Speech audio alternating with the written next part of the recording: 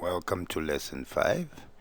Here we're solving equations by means of substitution or K method. So first one, they say solve for x. I have x squared plus 5x, x squared plus 5x, with 212 equal negative 5. So many ways you can solve it. You can multiply that away, but we're going to solve via substitution. So there, as you can see, x squared plus 5x is the same, so I'm like, let k equal x squared plus 5x. So instead of writing that, I would have k over 2 plus 12 over k equal negative 5. Alright, my LCD there is 2k, so there I have k times 2k, 12 times 2k minus 5 times 2k. 2 and 2 cancel, so I'm left with k squared. K and k cancel. 2 times 12 gives me 24 and minus 10k. Bring minus 10k over. K squared plus 10k plus 24 equals 0. So we always write in standard form. Then we factorize. So k squared is k times k, 24. 6 times 4 gives me 24, but 6 plus 4 would give me 10. So therefore k plus 6 equals 0 or k plus 4 equals 0. We use the 0 factor law.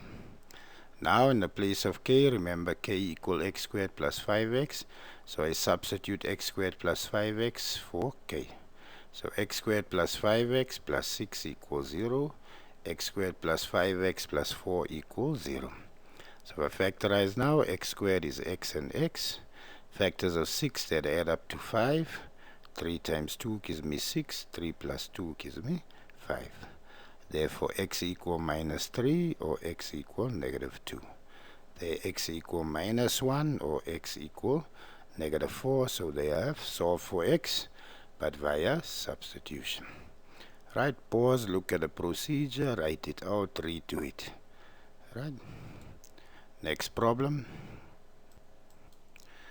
Right, so here in the second problem, be very careful, we use this to catch you out. Say solve for x by means of substitution. So x squared plus x plus 1, 11 over x squared plus x minus 1 equal 14. Right, so you see the plus 1 and minus 1 is not the same, but x squared plus x and x squared plus x is the same. Therefore I say let k equal the parts that are the same. So I don't include the plus 1 or the minus 1. So that becomes k plus 1 and k minus 1 equal 14. Right, always multiply the denominator away. So that would become k plus 1 times k minus 1. There, k minus 1 and k minus 1 would cancel. So I'm left with 11 and 14 times k minus 1. So k times k gives me k squared. 1k minus k, right, cancels. 1 times negative 1 gives me negative 1 plus 11. That's 14k if I bring it over, negative 14k.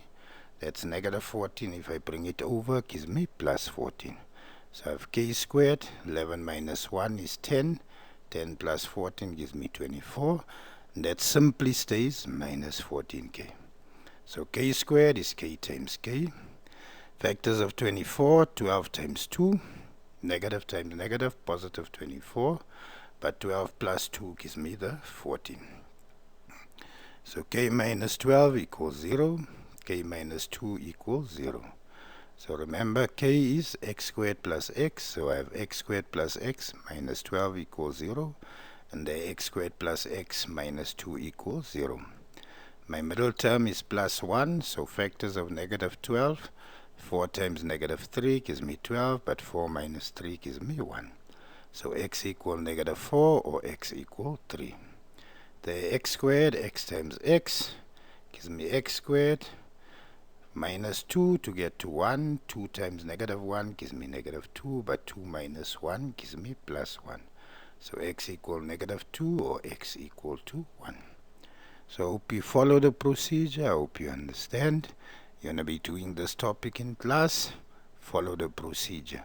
So I'm showing you the pattern to solving the problem. Most problems you're going to solve either like number 1 or like number 2.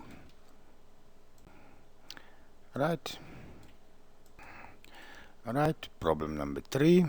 So if you like the video so far and you're understanding, please share and subscribe.